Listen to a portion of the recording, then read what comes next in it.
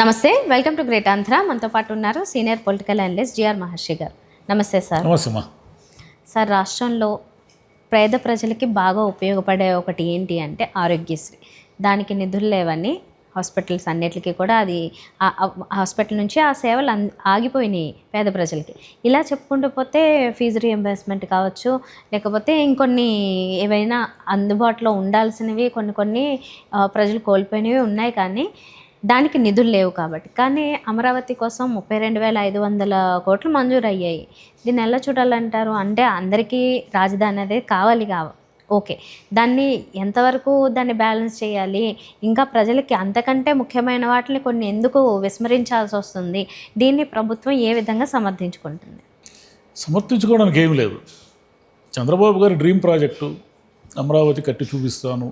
అమరావతి అనేది చంద్రబాబు గారి దాని కలల నగరం. అది అంటే రేపు ఇన్ ఫ్యూచర్ 50 ఏళ్ల తర్వాత 100 ఏళ్ల తర్వాత అదొక మహానగరంగా మారితే ఇది చంద్రబాబు సృష్టి అనేది ఒకటి. ఆయన చరిత్రలో ఆయన అలా మిగిలిపోవాలి అనేది ఆయన ఆశయము.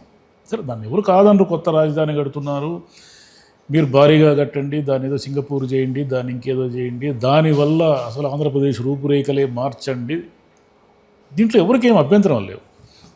కానీ ఇక్కడ ఉన్న పాయింట్ ఏమిటంటే, మీ దగ్గర ఆరోగ్యశ్రీకి ఒక 5,000 కోట్లు కట్టడానికి డబ్బులు లేవు. జగన్ గారు మెడికల్ కాలేజీలు 7 కాలేజీలు కంప్లీట్ చేశారు. మిగిలిన కాలేజీలు కంప్లీట్ చేయడానికి 5,000 కోట్లు కావాలంటే కనీసం సంవత్సరానికి 1,000 కోట్లు ఖర్చు పెట్టండి అయ్యా బాబు అంటే, లేవు మా దగ్గర డబ్బులు లేవు, మేము ప్రైవేట్కి ఇస్తామంటున్నారు. మహిళలు ఉచిత బస్సు ప్రయాణం ఇచ్చారు, బాగానే ఉంది. కానీ బస్సుల సంఖ్య పెంచకపోతే బాగా ఇబ్బందులు ఎదురవుతున్నాయి. అంటే సడన్గా యాక్సిడెంట్లు జరిగినప్పుడు బస్సు విపరీతమైన కిటకిటలాడుతూ ఉండడం వల్ల బస్సు కంట్రోల్ తప్పడము లేదా ప్రమాదాలకు గురి కావడానికి అవకాశాలు ఎక్కువ ఉన్నాయి. అంటే ప్రాణాలతో సంబంధించింది. దానికి బస్సుల సంఖ్య పెంచండి అంటే బస్సుల సంఖ్య పెంచడం లేదు. మహిళలకి ఇచ్చే నెల 1,500 ఇవన్నీ ఉన్నాయి కదా, ఇవన్నిటికీ వీటన్నిటికీ డబ్బులు లేవు. నిజంగా డబ్బులు లేవు కూడా.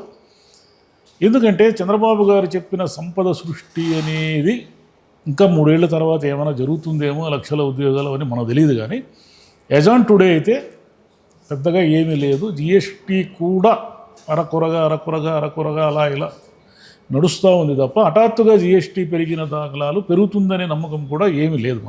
మనకి ఎక్కడి నుంచి వస్తాయి డబ్బులు? జిఎస్టీ ద్వారా రావాలి, రిజిస్ట్రేషన్ ద్వారా, ఇతర ట్యాక్సులు ఏవో ఇట్లే కదా డబ్బులు వచ్చేది. ఎక్కడి నుంచి వస్తాయి?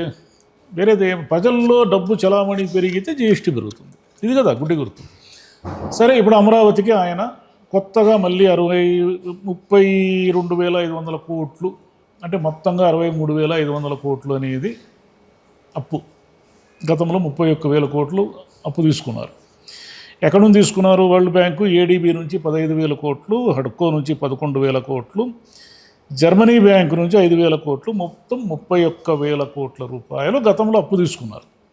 ఈ అప్పుకు మళ్ళీ కొత్త అప్పును యాడ్ చేశారు. ఇదేమిటి? మళ్ళీ యాక్షన్ డెవలప్మెంట్ బ్యాంకు 14,000 కోట్లు, నేషనల్ బ్యాంక్ ఫైనాన్షియల్ రికన్స్ట్రక్షన్ అయితే డెవలప్మెంట్ అనే దాని నుంచి ఒక 10,000 కోట్లు, నబార్డ్ నుంచి ఒక 8,500 కోట్లు అనుకుంటే మొత్తంగా మళ్ళీ 32,500 కోట్లు, టోటల్గా 63,500 కోట్లు. వీళ్ళు ఏమంటున్నారంటే 5 ఏళ్లకు గాను 91,000 కోట్లు అవసరమవుతాయి. మనకు 91,000 కోట్లు సమీకరించుకోగలిగితే అమరావతి వీళ్ళ డ్రీమ్ ప్రాజెక్టు వీళ్ళు అనుకున్నట్టుగా కంప్లీట్ అవుతుంది.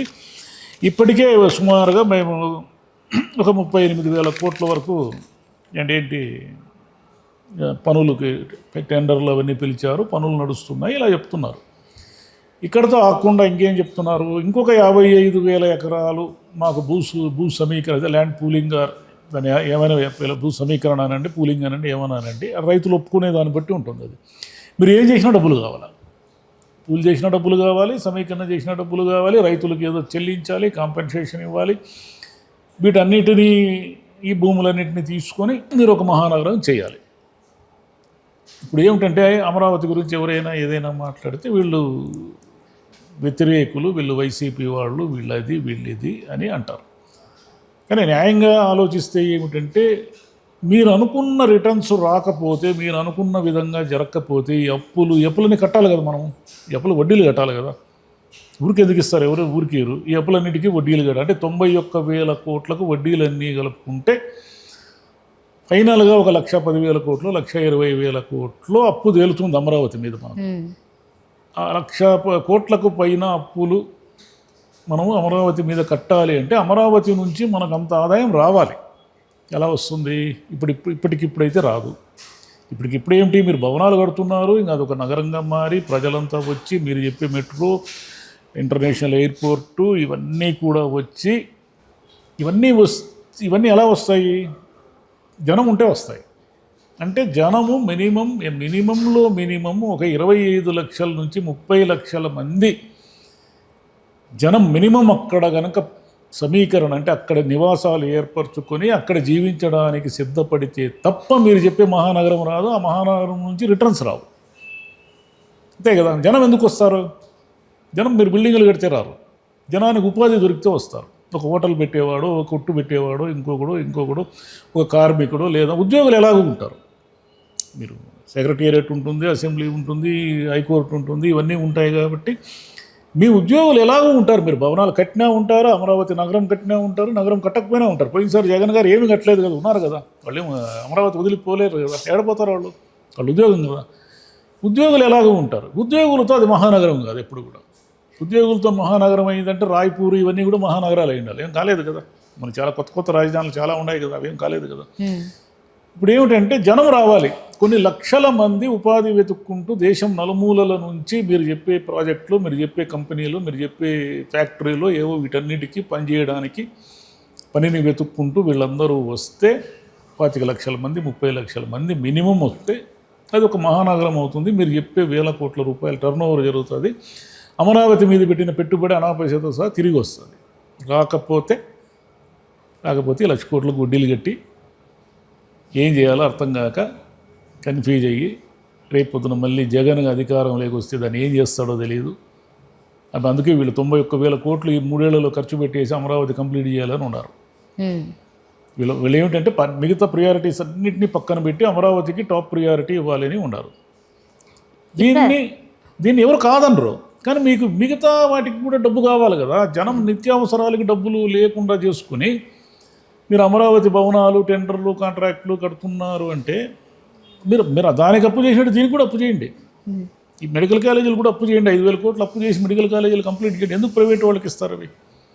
అట్లనే మిగతా మీ పెండింగ్ నిధులు అన్నీ ఉన్నాయి కదా, అన్నింటికి అప్పులు చేసి ఏమో చేయండి. ఎట్లాగా అప్పులే కదా. మీరు 10 లక్షల కోట్లు అప్పు చేసినా, 20 లక్షల కోట్లు అప్పు చేసినా మీరేం తీర్చరు కదా. మీరు దిగిపోయేటప్పుడు మీ ఆస్తులేమో అమ్మి తాకట్టు పెట్టి ఏమి తీర్చరు కదా. ఎప్పటికైనా ప్రజలే కదా తీర్చాలి అవి. వేరే దారి ఏమన్నా ఉందా? ప్రభుత్వ ఆస్తులన్నా అమ్మేనా తీర్చాలి, ప్రజల నెత్తిన పన్నులు వేసైనా తీర్చాలి. ఈ రెండే కదా, 3 మార్గం ఏముంది అప్పు తీర్చడానికి. రాజధాని, ఈ అమరావతి రాజధాని అనేది సెల్ఫ్ సస్టైన్ అన్నారు కదా, అది ఎప్పటికవుతుంది? ఏమి డబ్బులు తెస్తున్నారు కదా అప్పు. సెల్ఫ్ సస్టైన్ అనేది మీరు చెప్పే అంటే పేపర్ మీద అన్నీ కరెక్ట్గానే ఉంటాయి. మీరు చెప్పేది మహానగరం అయ్యి సెల్ఫ్ సస్టైన్ అయ్యి అక్కడున్న భూములన్నీ అమ్మి ఆ డబ్బులన్నీ మీకు వచ్చి ఇవన్నీ జరిగితే అద్భుతమే. కానీ అవన్నీ జరగడానికి ఎంత టైం అవుతుంది? ఈలోగా మనం పెడుతున్న పెట్టుబడులు ఎంత? ఆల్రెడీ మీరు మళ్ళీ ఈ అప్పులు కాకుండా మళ్ళీ కొత్త అప్పులు అడుకోలోగా 5,000 కోట్లు తెచ్చారు ఈరోజు.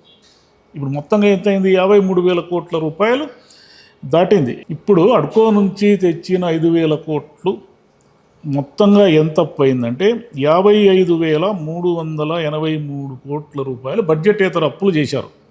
ఏది 1.5 ఇయర్కే.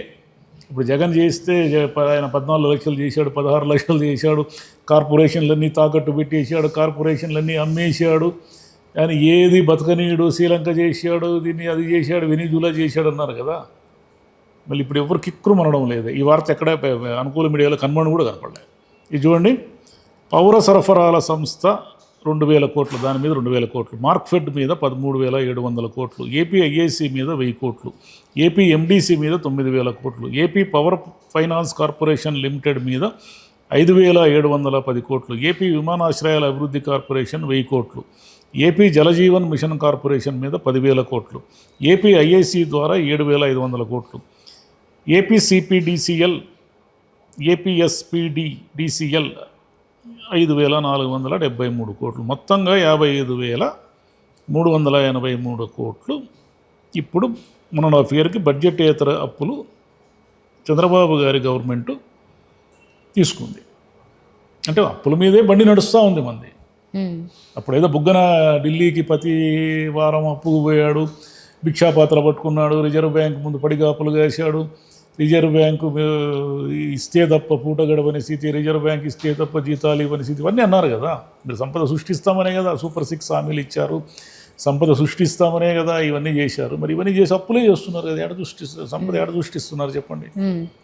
మరేమో సంపద ఎప్పటికీ సృష్టిస్తారో, ఆంధ్రప్రదేశ్ పరిస్థితి ఏంటో, ఏదో గొప్ప రాజధాని వస్తుందని సగం మంది ఆనందపడుతున్నా తర్వాత ఉంటే పరిస్థితులు ఏమవుతుందనే తెలియదు. ఒక లక్షలాది మంది అక్కడికి వచ్చి మెట్రోలు, విమానాశ్రయాలన్నీ అభివృద్ధి అయ్యి వీళ్ళు చెప్పిన అన్ని రకాల ప్రాజెక్టులు వచ్చి ఇన్ని లక్షలాది ఉద్యోగాలు వచ్చి ఈ కోట్లాది రూపాయల పెట్టుబడులు పెట్టి ఇవన్నీ జరిగితే ఆంధ్రప్రదేశ్లో అద్భుతం జరుగుతుంది.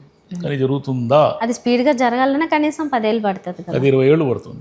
1924లో కూడా ఇట్లే కదా చెప్పారు మీరు. 24 కల్లా ఏది మన 14-19లో అధికారంలోకి వచ్చినప్పుడు ఇదే కదా చెప్పారు. మేము 19లోగా అమరావతి కంప్లీట్ చేస్తాం, మేము ఏదో చేసేస్తాం అన్నారు. ఏం చేశారు? సగం గోడలు కట్టేసి వెళ్ళిపోయారు. ఆయన వచ్చి ఆ మొత్తం గోడలని పిచ్చి మొక్కలు మొలిపించాడు. మళ్ళీ ఆ మొక్కలు కట్ చేయడానికి ₹1 కోట్లు పెట్టారు. ఇది జనం డబ్బు మీద కొంచెమన్నా రెస్పాన్సిబిలిటీ ఉండాలి కదా. Okay, thank you.